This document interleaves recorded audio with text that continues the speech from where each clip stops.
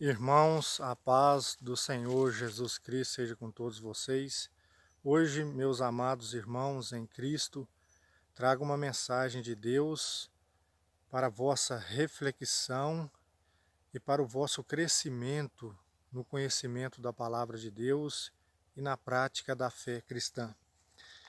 Irmãos, hoje nós iremos abrir aqui a nossa Bíblia no livro de Hebreus, na carta aos Hebreus, no capítulo 10, no verso 19 em diante, que diz assim a palavra de Deus: Sendo assim, irmãos, temos toda a liberdade de entrar no santuário pelo sangue de Jesus. Nele temos um caminho novo e vivo, que ele mesmo inaugurou através do véu, que quer dizer através da sua carne, ou humanidade. Temos um sacerdote eminente constituído sobre a casa de Deus. Aproximemo-nos então de coração reto, cheios de fé, tendo o coração purificado de toda má consciência e o corpo lavado com água pura. Glória a Deus. Irmãos, vejam que aqui a palavra de Deus, ela está nos trazendo um ânimo, uma força, nos encorajando a entrar no santuário celestial. E essa palavra é preciso que nós venhamos a entender um ponto muito importante aqui. Porque quando lemos essa carta aos Hebreus, toda ela em si, a gente vê muito um esclarecimento para o povo judeu, para o povo hebreu, um povo que estava arraigado numa religião já há mais de 1500 anos, onde se tinha a figura do templo e do sumo sacerdote e uma forma de culto. Então esse texto ele nos traz à memória a forma do culto que era no Antigo Testamento, na Antiga Aliança, e agora a forma que nós devemos cultuar a Deus. Permita-me aqui fazer uma pequena introdução. Quando nós voltamos ao Antigo Testamento, em Êxodo 40, você vê ali, a palavra de Deus é aqui, vai nos relatar como foi edificado e consagrado o santuário, Êxodo 40. Mas é importante que a gente venha ressaltar que tudo foi feito de acordo com a revelação de Deus. Moisés nada fez pela sua própria imaginação ou criatividade. Quando lemos aqui Êxodo 25, verso 9, diz assim: Farás tudo conforme o modelo da habitação e o modelo da mobília que irei te mostrar. E no verso 40 a mesma coisa: Vê, pois, e faze tudo conforme o modelo que te foi mostrado na montanha. Então Moisés, por divina revelação, Deus mostrou a ele como deveria ser feito o tabernáculo, a tenda da congregação. E ali na tenda da congregação tinha-se o lugar santo, onde estava o candelabro de ouro das 7 lâmpadas, a mesa dos pães da proposição, o altar do incenso, esse era o lugar santo. E tinha o véu que separava o lugar santo do lugar santíssimo, onde foi colocada a arca da aliança. E quando esse templo, essa tenda da congregação, um templo, podemos dizer assim, foi erigido, aqui em Números capítulo 9, verso 15, diz assim: No dia em que foi levantada a habitação, a nuvem cobriu a habitação, ou seja, a tenda da reunião.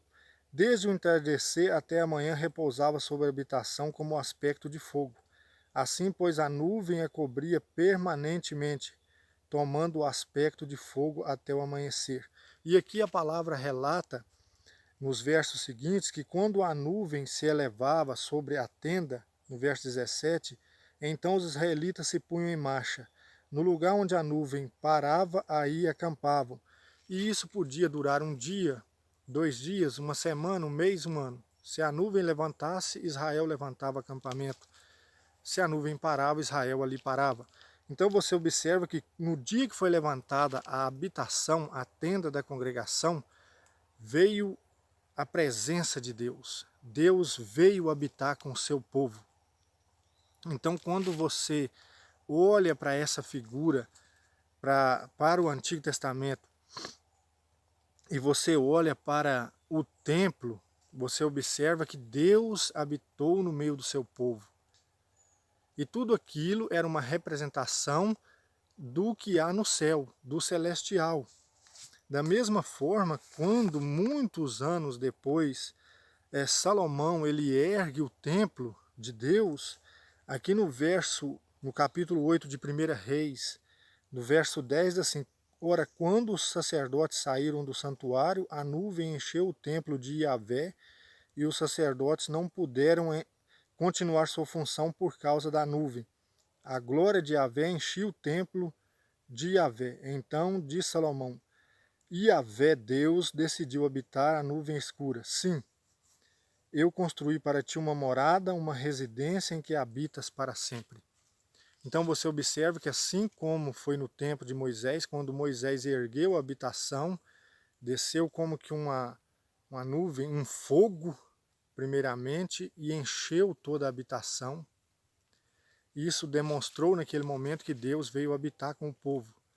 Durante muito tempo, a arca de Deus, onde ali se manifestava a glória de Deus entre os querubins, habitou em tendas. Então, no tempo de Davi desejou construir o templo, mas foi revelado a ele que ele não seria ele, mas sim Salomão. E Salomão, quando edificou o templo, Deus manifestou a sua aprovação e veio novamente e manifestou a sua glória. E era de tamanha importância esse templo que, quando você lê quando você lê em Crônicas, capítulo 6, você vê ali na oração, também aqui em Reis, que foi suplicado na oração de Salomão, em qualquer lugar que o povo de Deus estivesse, seja em cativeiro, e orasse a Deus, inclinando para o templo, Deus haveria de ouvir. E assim foi, como você vê no livro de Daniel. Então estou fazendo aqui essa introdução para você entender como era importante no tempo da Antiga Aliança, essa questão do templo. E tinha-se no templo a função do sacerdote e a função do sumo sacerdote. Tinha-se também os levitas. Os sacerdotes eram descendentes de Arão. Os levitas descendiam de Moisés e de Arão, era da tribo de Levi. Moisés e Arão eram da tribo de Levi. Mas, quando você lê Números 18, você vê que ali os sacerdotes eram da linhagem de Arão. Então, o que acontece? Os sacerdotes ministravam em todo o templo, no lugar santo, diariamente. Isso se fazia, ministrava ali sacrifícios de manhã e à tarde, todos os dias. No sábado tinha-se o sacrifício em dobro. E então tinha-se também a figura do sumo sacerdote, que entrava no lugar santíssimo uma vez ao ano. E isso também com sangue pelos seus próprios pecados, porque ele também era um pecador. E quando nós lemos aqui Hebreus, no capítulo 5, você vê que a palavra vai dizer assim: porquanto todo sumo sacerdote tirado do meio dos homens é constituído em favor dos homens em suas relações com Deus. Sua função é oferecer dons e sacrifícios pelos pecados.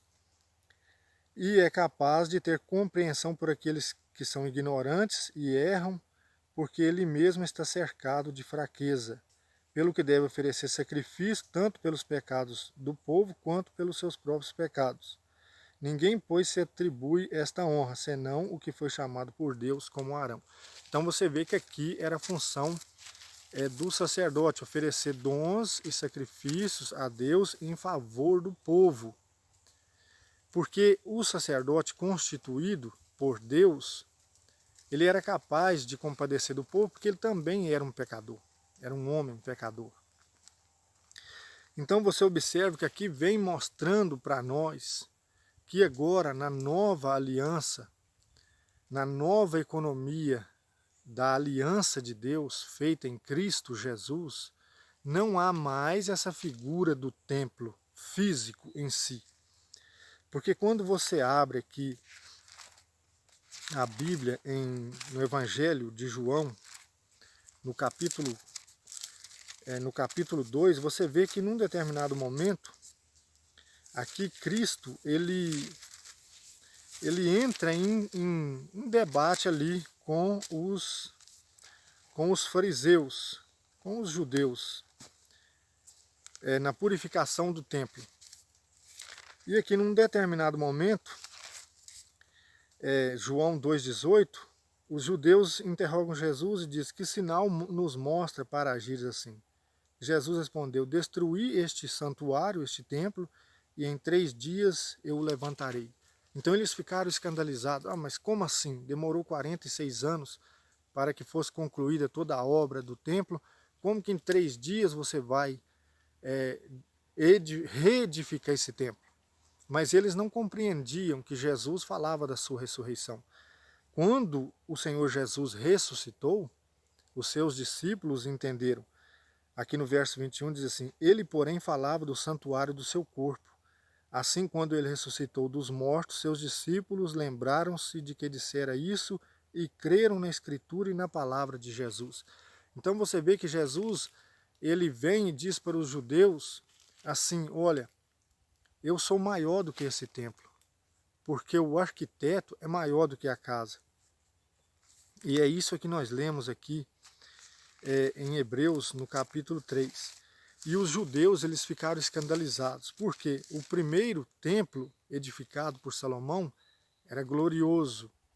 Já nesse segundo templo aqui, edificado por Herodes, você observa que já não existia a figura ali da Arca da Aliança. Mas o próprio Cristo, o próprio Deus esteve nesse templo. Então a glória da segunda casa foi maior do que a primeira. Porque na primeira casa tinha-se ali a arca, onde se manifestava a glória de Deus na nuvem entre os querubins, no propiciatório. Já nesse segundo templo, o próprio Deus, o próprio Cristo, ele andou ali e ensinou o povo. Mas os judeus não entendiam, porque eles ainda estavam ligados naquele sistema de culto onde se tinha a figura do sacerdote e o sumo sacerdote, que uma vez ao ano fazia-se ali no dia 10 do 7º mês, a expiação para purificação, é o dia da grande expiação, que ali se fazia a purificação do santuário, era um dia onde se fazia um sacrifício pelo povo, se fazia a purificação do santuário, como a gente lê em Levítico 16. É muito importante a gente entender isso, porque quando a gente examina a Escritura, a gente vê detalhadamente o plano da salvação de Deus. E quando você lê aqui Hebreus 3, diz assim: assim, meus santos irmãos e companheiros da vocação celeste, considerai atentamente Jesus, o apóstolo, que significa enviado, e sumo sacerdote, que era o representante de Deus, que oferecia ali os dons e sacrifícios em favor do povo, como nós lemos no capítulo 5 de Hebreus. Então Cristo, ele é o nosso apóstolo e sumo sacerdote da nossa profissão de fé. E fiel a quem o constituiu, como também foi Moisés em toda a sua casa. Ele foi de fato considerado digno de maior honra do que Moisés, falando de Cristo, pois o arquiteto tem maior honra do que a sua própria casa. Veja, quem tem maior honra? Quem construiu, quem desenhou, elaborou a casa, ou quem é um servo na casa? Ou a casa em si? Quem tem maior honra é o arquiteto. Então Cristo, ele é maior do que Moisés. É isso que a palavra está mostrando. Pois o arquiteto tem maior honra do que a própria casa. Toda casa com efeito tem o seu arquiteto, mas o arquiteto de tudo é Deus. Ora, Moisés era fiel em toda a sua casa como servo para ser testemunha das coisas que deveriam ser ditas. Cristo, porém, na qualidade de filho, está acima da casa. Esta casa somos nós, se mantivermos a confiança e o motivo altaneiro da nossa esperança. Então veja que Cristo, como filho, sobre a casa de Deus, Moisés foi como um servo. Moisés foi fiel em toda a casa de Deus, mas como um servo. E veja que o arquiteto tem maior honra do que a casa. O arquiteto de tudo é Deus. Mas Cristo, como apóstolo e sumo sacerdote na casa de Deus, ele tem maior honra, porque ele é o arquiteto da casa. E essa casa que Deus agora, esse santuário que Deus agora recebe culto, somos nós. Você vê que lá em João 2, Cristo diz, destrui esse santuário, em 3 dias eu vou reedificá-lo. E eles entenderam que era construção de pedra. Quando você lê Mateus 24, você vê que os judeus viam no templo a glória de Israel. Os discípulos disseram, olha, Senhor, que construção maravilhosa, que edificação. E Cristo disse, em verdade eu vos digo, que não sobrará aí pedra sobre pedra. Por quê? Para se inaugurar a segunda aliança, tinha que se retirar a primeira. Então, a primeira aliança chega ao fim, quando Cristo é morto e ressuscitado. Portanto, no ano 70, o templo físico de Jerusalém, o segundo templo, foi destruído. E aqui você observa que a palavra de Deus, o Espírito Santo, está nos dizendo que Cristo é o nosso apóstolo, que o apóstolo é enviado de Deus, sumo sacerdote, ele é o representante de Deus em favor do povo, como era a figura do sumo sacerdote, como era a figura do sacerdote, os pecadores, as pessoas que queriam oferecer culto de ação de graça ou sacrifício pelo pecado, levavam as vítimas até o sacerdote. E o sacerdote era o intermediário entre a pessoa e Deus. Então veja que tudo aquilo era uma figura do que estava por vir. Então Cristo vem como apóstolo e sumo sacerdote, e por isso nós temos que ter essa mentalidade que nós somos chamados a uma vocação santa. E como diz aqui, assim, meus santos irmãos e companheiros da vocação celeste, considerai atentamente Jesus, que é o nosso apóstolo e sumo sacerdote. Ele foi constituído sobre a casa de Deus não como servo, mas como filho, porque o arquiteto tem maior honra do que a casa. E a casa de Deus somos nós. Se nós, veja que tem um se, veja que diz aqui, se mantivermos a confiança e o motivo da nossa esperança, se nós não desfalecermos, nós temos que manter essa confiança, saber que nós agora somos a casa de Deus. Quando você abre aqui a sua Bíblia, em João capítulo 14, verso 23, veja o que o próprio Senhor Jesus disse. Respondeu-lhes Jesus, se alguém me ama, guardará a minha palavra, e meu Pai o amará, e a ele viremos, e nele faremos morada. Aleluia! Veja, se alguém ama a Cristo e guarda a palavra de Cristo, Cristo Jesus e o Pai vem e faz morada no nosso coração. Então, o lugar onde nós prestamos culto a Deus hoje não é num templo físico, por mais majestoso que seja, ou seja, a casa onde nos reunimos para cultuar a Deus é casa de oração. Como diz a palavra de Deus, o próprio Cristo diz em João 2, a casa do meu Pai é casa de oração. Porque a igreja de Deus, do Deus vivo, somos nós. Porque a igreja é povo. Eclesia significa povo eleito, povo santo. Então, quando abrimos aqui a nossa Bíblia em João 4, veja o que diz aqui João capítulo 4. Cristo, explicando isto para a mulher samaritana, ele diz no verso 20, a mulher diz a ele, nossos pais adoraram nesta montanha, mas vós dizeis, é em Jerusalém que está o lugar onde é preciso adorar. Jesus lhe disse, acredita-me, mulher, que vem a hora, em que nem nesta montanha, nem em Jerusalém adorareis o Pai. Vós adorais o que não conheceis, nós adoramos o que conhecemos, porque a salvação vem dos judeus, povo escolhido. Mas vem a hora, e é agora, em que os verdadeiros adoradores adorarão o Pai em espírito e verdade, pois tais são os adoradores que o Pai procura. Deus é espírito, e aqueles que o adoram devem adorá-lo em espírito e em verdade. Veja que os samaritanos tinham o seu lugar de adoração no Monte Gerazim. E os judeus tinham o templo em Jerusalém. Os samaritanos eram um povo que não combinava com os judeus. Eram judeus que se contaminaram com as nações pagãs. Então estabeleceram o seu próprio lugar de culto. e tinham essa disputa entre samaritanos e judeus de maneira que não combinavam. Mas aqui a mulher diz para Jesus, olha, vocês dizem que é em Jerusalém o lugar de adoração, mas nós adoramos aqui nessa montanha. Aí Cristo Jesus diz para ela, olha, vem a hora e chegou a hora, que os verdadeiros adoradores adorarão o Pai, nem nessa montanha, nem no templo em Jerusalém, mas adorarão em espírito e em verdade, porque Deus é espírito.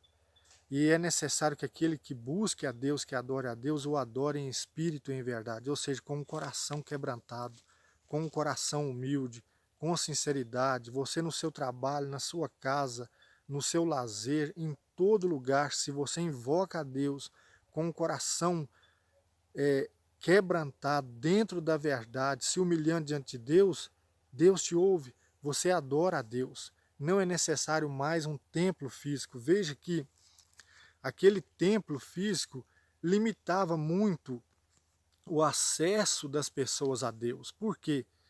Uma vez ao ano o povo tinha que se congregar, quem não se congregasse no dia 10 do 7º mês era excluído de Israel, e tinha-se a figura do sumo sacerdote, que tinha que se fazer ali a lembrança de todo o pecado e oferecer o sacrifício para expiação do pecado e a purificação do santuário, o dia da grande expiação, Levítico 16. Então Cristo, ele vem, Hebreus 10, verso 19, sendo assim, irmãos, temos toda a liberdade de entrar no santuário pelo sangue de Jesus. Agora Cristo vem, ele sendo o sumo sacerdote.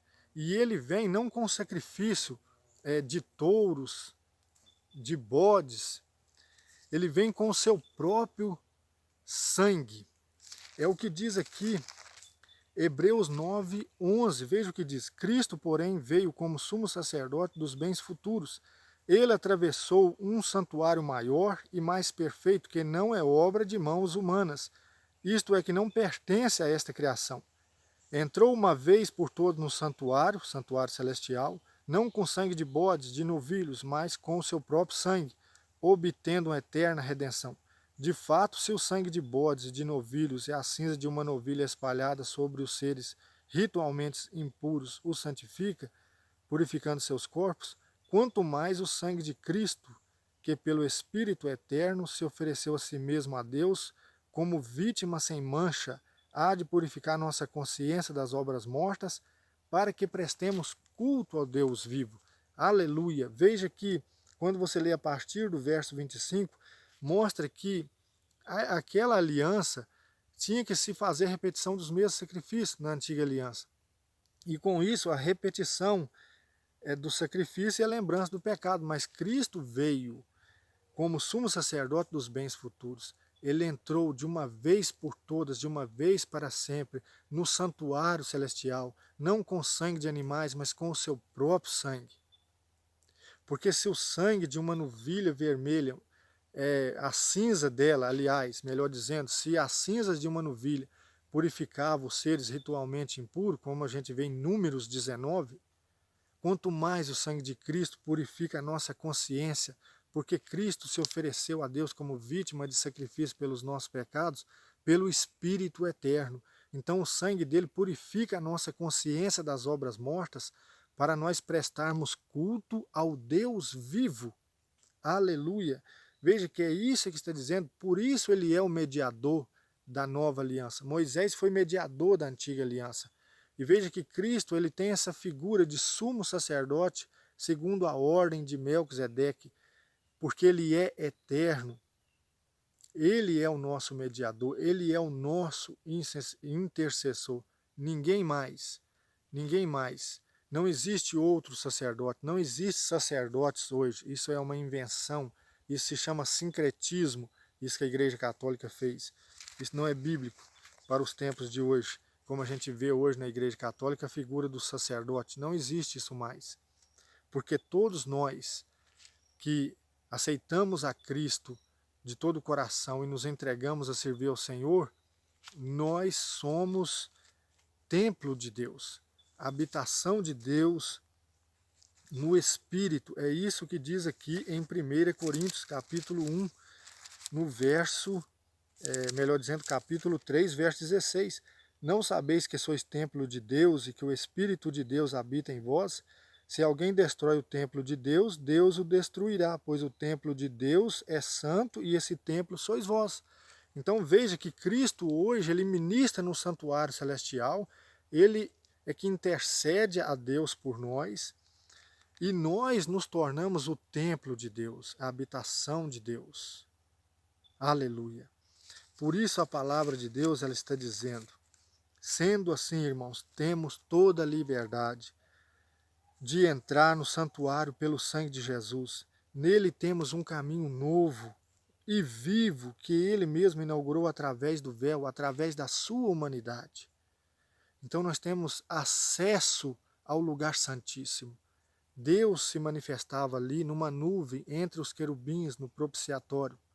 Se qualquer pessoa entrasse ali, não sendo sumo sacerdote, morria. E mesmo o sumo sacerdote tinha que entrar com sangue, com sacrifício. Senão ele morria, ele tinha que oferecer o sacrifício por ele, pela casa dele, pelo povo. E mesmo assim só podia entrar uma vez ao ano. Veja como era limitado o acesso a Deus. Agora nós que cremos em Jesus, que somos batizados em Jesus Cristo, na sua morte e ressurreição, nós temos acesso à presença de Deus, ao santuário celestial, ao lugar santíssimo, pelo sangue de Jesus, porque ele abriu esse caminho para nós através da sua carne, através da sua humanidade, porque ele se ofereceu como vítima de expiação pelos nossos pecados, de uma vez por todas. Então não se faz mais lembrança do pecado. Cristo Jesus pagou o alto preço por nós. Então nós temos que ter esta confiança. É o que diz aqui o verso 22. Temos um sacerdote eminente constituído sobre a casa de Deus. Aproximemo-nos então de coração reto, cheios de fé, tendo o coração purificado de toda má consciência e o corpo lavado com água pura. Sem desanimar, continuemos a afirmar a nossa esperança, porque fiel é quem fez a promessa. Valemos uns aos outros para estimularmos a caridade e as boas obras. Não deixemos a nossa congregação como alguns costumam fazer. Procuremos antes animarmos sempre mais à medida que vedes que o dia se aproxima. Então devemos com toda confiança permanecer no caminho. Sabemos que temos um sacerdote, um sumo sacerdote eminente, constituído sobre a casa de Deus. Jesus Cristo, nosso Salvador. E em qualquer lugar que nós venhamos estar, se nós invocamos ao Senhor, nós entramos na presença de Deus sem o intermédio de um sacerdote, de um pastor. Nós recebemos essa graça por meio do sangue de Cristo. Nós todos nos tornamos um povo santo, um povo eleito, como diz a palavra de Deus em Apocalipse 1:6, uma nação santa, um reino sacerdotal. Então nós temos acesso à presença de Deus sem ser necessário outros mediadores, porque o único mediador é Cristo, ele é o nosso sumo sacerdote. Amém, irmãos? Então, com uma consciência limpa, lavada pelo sangue de Jesus, sabendo que nossos pecados foram perdoados e que nós não temos dívida mais com Deus.